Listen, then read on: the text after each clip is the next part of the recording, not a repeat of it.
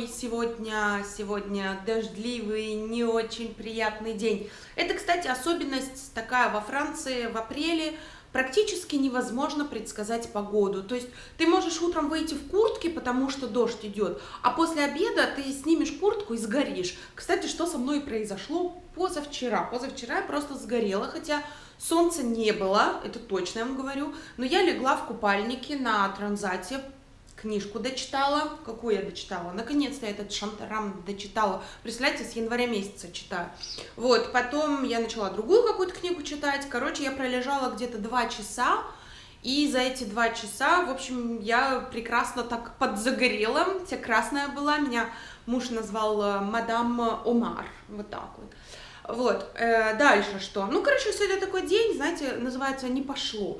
Я проснулась с утра, как всегда, кашки поела свои, начала делать упражнения. Я обычно делаю упражнения в 3 подхода, да, без остановки, там только водичку вот такую пью. Сегодня сделала 1 заход и поняла, что мне просто не хочется этим заниматься. А я слушаю не свой мозг, а свое тело. Если мое тело сказало: сегодня без спорта, значит будем жить без спорта. Из планов на сегодня никаких особых планов нету. Хотела пару видосов заснять, сделать рекламку моей новой группе в Фейсбуке, где будем знакомить русских девушек и русских мужчин с французскими мужчинами и французскими женщинами. Это закрытая группа, которую я наконец-то создала, но ссылочку я вам дам тогда, когда я сделаю видео. Вот, потом у меня сегодня визит к зубному в 15 часов, и я поеду туда, скорее всего, на автобусе. Под зонтиком пойду на остановку, потому что машины у меня до сих пор так и нет. Поэтому, если все кучкой помолитесь Богу и скажете, пусть у милой Френу будет машина, может быть, она у меня появится. Ладно, поехали в новый день. Видите это? Тарам-та-да, я только что сидела здесь. И я это сделала, девочки. Я открыла группу на Facebook, где будем знакомиться с французами. Вот, я записала это видео, я записала 2 видео на французском и на русском. Эти 2 видео выйдут в один и тот же день, так, чтобы те французы, которые заинтересованы, и русские, которые заинтересованы, пришли в эту группу в один и тот же день и, наконец-то, начали общаться. Так что, девочки, ждите это видео. Я пока не могу сказать, когда оно выйдет. Мне надо подумать, когда. Я еще не готова. Вот так. Ладно, на сегодня съемка у меня закончилась. У меня сегодня по плану, знаете что? А что вы думаете у женщин, как это сказать, домработниц по плану? Помыть холодильник. Пойдемте мыть холодильник со мной. Заодно посмотрите, что у меня в холодильнике есть, потому что, блин, вот это еще тоже надо помыть. Это я пирог готовила клубничный, и все, короче, у меня разлилось тут. Видите, у меня как бы 2 маленьких холодильника вот таких. Я считаю, что это абсолютно неудобно. Морозилочка совсем маленькая, а большая морозилка, огромная, в 2 этих холодильника, она находится внизу, в подвале. То есть черти что и сбоку баньки. Ну ладно, я терпеть не могу, когда у меня в холодильнике есть остатки всякой там пищи. А сейчас за выходные там, получается, какие-то гости приходили, и все как-то было непонятно, и теперь надо все это разобрать и все это почистить. Заодно покажу, что у меня есть в холодильнике. В холодильнике у меня есть кетчупы, это которые мне еще родители передавали. Вот. Я сейчас как раз все выложу, потому что я хочу вытащить все полки и в посудомойку сложить, пусть они все помоются. Здесь у меня сгущенное молоко. Я не знаю, может быть, есть торт какой-то, чтобы его приготовить, потому что я дала детям что-то его с хлебом предлагала, и без хлеба, и намазать куда-то, ничего не хотят есть. Так, это у меня кабачковая икра здесь, это Аня сделала, вот я как раз, наверное, ее сейчас и съем на обед. Вот, здесь у меня огурчики, это их маленькие огурчики, французские. Мой муж почему-то каждый раз перед тем, как садиться кушать, он берет такой маленький огурчик и съедает. И Ленка тоже любит эти огурчики. А вот здесь, кстати, смотрите, здесь написано cornichon малосоль. Вам ничего не напоминает слово малосоль? Малосольный. И здесь написано типа а ля рус, типа русский рецепт. Но если честно, я попробовала, это совсем не то. Дальше, это холодильник. У меня есть варенье из лепестков роз, он до сих пор хороший, но я с творогом его немного поела, но так больше и не придумала, как мне им питаться. У меня есть 2 бутылки розового био хорошего вина. Ну, пока сюда их отложу. У меня есть 2 бутылки пива, это для Жужуки. Кстати, я не понимаю, как он может пить это пиво, это Деспирадос. Мне кажется, это какое-то девочковое пиво, потому что пахнет водкой, если честно. Так, здесь есть сок био-яблочный, это деткам. остатки сметаны. Ну, это ихний тип сметаны. Ихняя сметана называется крем-фреш. Вот. Так что это тоже нам нужно. Это йогурт. Вот, кстати, знаете прикол? Этот йогурт, он вообще, он просто безвкусный. Типа нашей сметанки наподобие, да? То есть никаких биодобавок нет. Так вот, этого йогурта они съедают, получается, по 2 в день. А вот этот я им купила, йогурт, у них называется сыр, типа, со всяким вкусом. Тут и персик есть, и все что угодно. Вот они не едят. А я, конечно, есть это не стану, потому что я что-то посмотрела, там, ну, слишком много для сахара для взрослого человека. Вот, здесь еще. Это у меня, значит, хрен столовый. Тоже мама присылала. Это их горчица, которая называется мутард. Тоже био, конечно же. И, если честно, совсем не острая. Это, вот я не знаю, зачем постоянно он его кладет в холодильник. Это же не для холодильника. Это тоже икра от мамы с папой, которая, я сказала, кабачковая икра из баклажан. Вот. Это знаете что? Это когда вино подаешь, вот такое, например, да, розовое вино на стол, то вот такая вот штука, она холодная, как бы, да, одеваешь вот так, завязываешь вот так и подаешь, тогда оно не остывает, ну, вернее, не загревается. Здесь вот остатки, смотрите, это они тоже у меня научились уже не выбрасывать ничего, ну, наверное, выброшу. Ай! Это от киндер-сюрприза, тут шоколада немного осталось, они его назад сложили, но мне кажется, что он уже где-то месяц здесь находится, поэтому надо выкинуть. Тут то же самое, вот шоколадка недоеденный, какой-то заяц или петух шоколадный, не знаю, тоже не доели, надо выбросить это. Это у меня карпаччо из говядины, это просто сырое мясо, нарезано такими тоненькими листочками. Во Франции это такое распространенное блюдо, они его сразу подают с соусом, продают соусом и с сыром пармезаном. Это я жужжуки на обед сделаю. Осталось у меня 2 яичка био. И что еще? Сыры. Вот смотрите, я нашла, короче, сыр, это камамбер, но он с крошкой какой-то, как будто его крошкой посыпали хлебной. Я попробовала обычный сыр камамбер с хлебной крошкой. Вот, ничего необычного, а стоил чуть на 2 евро, кажется, дороже обычного сыра. Здесь у меня по акции покупал, надо, наверное, выбросить. Он до какого числа был годен? До 18 апреля, конечно, надо выбросить. Это сыр, забыла, как он называется. Дальше. Итальянский сыр, который мы трем на макароны. Сыр, который мы сыпем на макароны. Это обычный эмменталь. Шоколад, который, скорее всего, придется выбросить тоже. И все вроде. Нет. Кусок масла. Такое масло мы никогда не покупаем, но я недавно готовила пирог клубничный и вынуждена была купить такое масло. Вот. Здесь. Вот это надо будет выбросить. Это я делала тоже. Ну и пахнет хорошо. Это я делала паштет из курицы сама. Это крышка от сыра.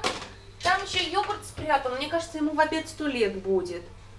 Годен до 24 марта. А у нас уже конец апреля. И здесь у меня что? Грибочек. Один грибочек. Это все, наверное, из овощей. Ну и во втором холодильнике, мне кажется, вообще пусто. Давайте посмотрим, что во втором холодильнике. А во втором холодильнике, вот, соответственно, это морозилка, про которую я вам говорила. Там ничего не помещается толком. Это, наверное, морозилка, чтобы просто лед замораживать. Вот. Сало, но это я его только что вытащила, оно у меня в морозилке было. Вот это то, что осталось. Вот сало, что родители передавали. Здесь у меня, ну опять же, био, это макароны будет в обед есть. Здесь у меня тоже био, фрит. Картофель фрит био, но мне кажется, это издевательство, знаете, над человеком. Я такое есть не буду. И это у меня гель, на всякий случай. Знаете, детки падают постоянно. И здесь у меня еще что? Био или не био, просто ради интереса. Тоже био. Какая-то фасоль зеленая. И все. Вот, это мешочек от льда, который... Не льда, как я показала только что, вот эту штуку. Мешочек. Так, ой, тут мытья на полдня, знаете ли. Здесь, смотрите, остатки морковки. Вот такой, блин. Это выкинем сейчас, помоем. Ну, а здесь у меня что? У меня здесь аджика, да, папа сказал, что она не очень вкусная, такое и оказалось. Ее кушать, к сожалению, невозможно. Здесь тоже био, конечно же, он меня уже начал раздражать своим био-сыр. Это у меня малина, которую мне соседи передали. Это варенье, которое, к сожалению, покрылось плесенью. Это выкинуть. И что? И все, наверное, да. Это у меня здесь 2 соуса китайских остались, азиатских каких-то. Это у меня тоже малиновое варенье. До сих пор зима не наступила, поэтому нечего с ним делать. И здесь я нашла наконец-то кефир, понимаете? Ну, вот, я долго ходила вокруг этого, потому что написано на непонятном каком-то языке, но здесь написано «le fermenté». Короче, это оказался кефир, я взяла аж 2, и одну уже почти допила. Мне вот это больше понравилось, чем вот это, потому что это слишком жидкое, это прям вот настоящий наш кефир. Ну и все, вот, ничего такого, видите, у меня в холодильнике нет. Ни супа, ни борща, ни плова, ничего нет у меня в холодильнике. А знаете, что у меня есть? Сейчас я покажу. У меня есть вот что, это остатки курицы, есть вчерашние. А это у меня, это не пельмени, это вареники. У меня получилось самой их сделать, но я, правда, их руками не лепила, просто в пельменницу запихнула. Здесь у меня вареники, получаются они с луком, с картофельным пюре, с ветчиной и грибами. Вот, это я сейчас и поем. Как хорошо, когда посудомоечная машина глубокая. Все из холодильника туда запихнул, кнопочку нажал, и все. Так надо быструю поставить. Никак экспресс. Вот эту. Оп. И все. Через 20 минут все будет чистенькое. Оказывается, всю нашу провизию можно было сложить в такой вот небольшой холодильничек, а все вот здесь вот получается пустое. Ну, повод купить новые продукты, потому что за выходные все съели. Знаете, проблема отцов и детей, она всегда существовала, существует и будет существовать. Не знаю, получится ли эта история поучительной для вас или нет, и тем не менее я ее расскажу. Буквально на днях я обнаружила своего сына вот здесь, вот на этой стойке, он бросал камни в бассейн. Он отлично знает, что нельзя бросать камни в бассейн, но он это сделал. И тогда я подошла и спросила его: сын, ну зачем ты это делаешь, зачем ты бросаешь камни в бассейн? И он сказал: я не знаю. Я говорю: как это не знаю, ты объясни мне, пожалуйста. И он говорит: а зачем ты хочешь это знать? Я говорю: потому что я хочу это знать, зачем ты бросал камни в бассейн. И тогда он мне сказал очень умную вещь, он мне говорит: почему вчера я хотел тебе объяснить, с какой скоростью отрывается ракета от Земли, и показывал тебе лего, которое я соорудил, и ты не хотела этого знать, ты была занята чем-то другим. Это тебе не интересно про ракету, зато тебе интересно, почему я набросал камни в бассейн.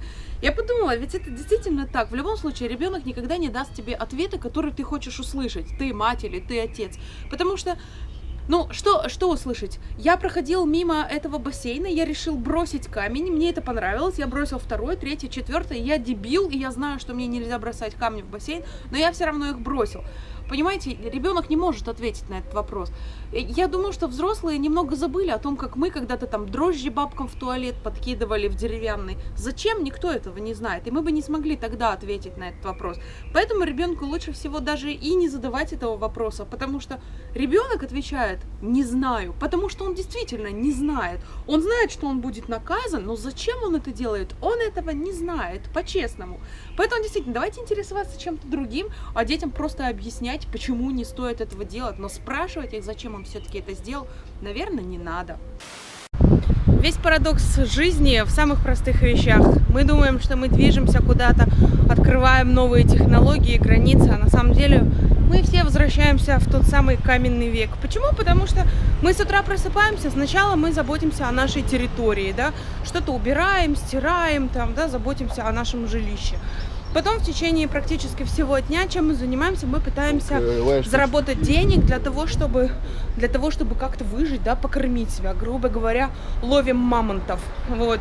Ну, а потом пытаемся почистить перышки, да, привести себя в порядок и лечь спать для того, чтобы завтра была энергия. Для чего? Для того, чтобы вновь начать свой день так же, то есть позаботиться о жилище, позаботиться о себе. Почему я пришла к этой мысли? Потому что я иду сейчас к дантисту. Я ненавижу дантистов, но я не могу это сказать про него, потому что это Сашкин муж. Вот. Да, а про каменный век, знаете, чего нам не хватает? Единственная вещь, которой нам не хватает для того, чтобы мы реально оказались в каменном веке, нам не хватает Бога, девочки. Бога нет в наших сердцах. Ладно, я к дантисту. Видите, обычный такой квартирный дом. Номера даже есть на квартирах. На самом деле поднимаетесь себе, поднимаетесь. И в результате приходите к доктору. Доктор у нас вот здесь. Когда я была маленькая, я всегда любила ездить в водителей в автобусе. Но в Европе такие виды из автобуса, что мне кажется, надо брать дополнительную плату за это место. Сейчас я вам покажу. Смотрите, какой обзор. Как будто сам ведешь. Мне кажется, можно путешествовать на автобусах во Франции. На публичных, обычных.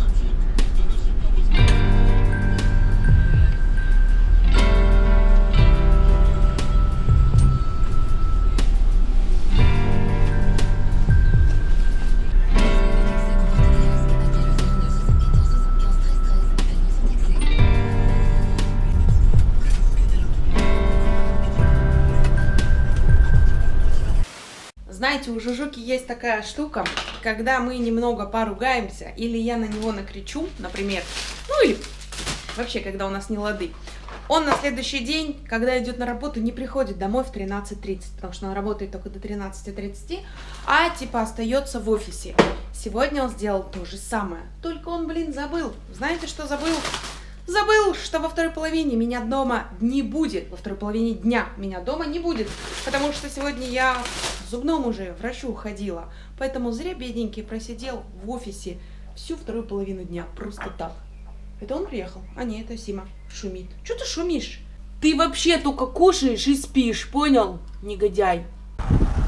Короче, я думала, это папа детей привез, а это дети привезли папу. Смотрите, кто за рулем у нас.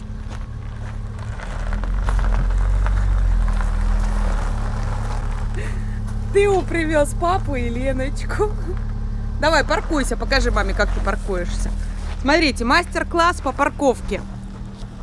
Так. Оп. Чуть-чуть зад. Так. Отлично! Воу, Елена. Сосиса, je veux dire. Сосиса. Это не сосиска, это конфета. А где моя дочка?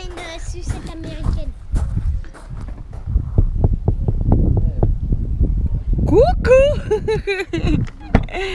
Эй! И кто это за дочка тут? А ну покажи глазик. Спух немного? А то утром уезжала, глазик запух. Что это у тебя такое? Конфетка? А кто это тебе дал? Papa. Папа тебе дал такую конфету? Ты что, послушная была, да? Oui, c'est bon. Молодец Avec какая. le bleu là. Блю. На русском И это блю. синий. Bleu, blanc et rouge. Ну, будем выходить? Mhm. Ну иди. Давай, я все держу. Давай. А, надо же расстегнуть. Вы себе даже не представляете, какая это радость каждый день делать вот такой вот салат с помидорчиками и с салатом. И укроп и петрушка здесь, хоть и маленькие, но мои. И главное, пахнут укропом и петрушкой, не так, как в магазине. Еще я варю картошечку, сейчас я ее сделаю в духовке с салом. А здесь у меня мясо замариновано в чем? В соевом соусе. Должно быть вкусно. И что, нормальное блюдо у нас получилось. Жижука зажарила вот это мясо, видите, с перчиком, с солью. Вот моя картошечка, которая с салом. А вот он мой салатик, который с укропчиком и с петрушкой, которую, кстати, я выращиваю. Все за стол!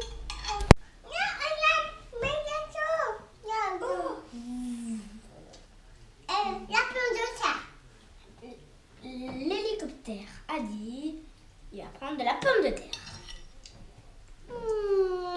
Attention, l'hélicoptère va rentrer.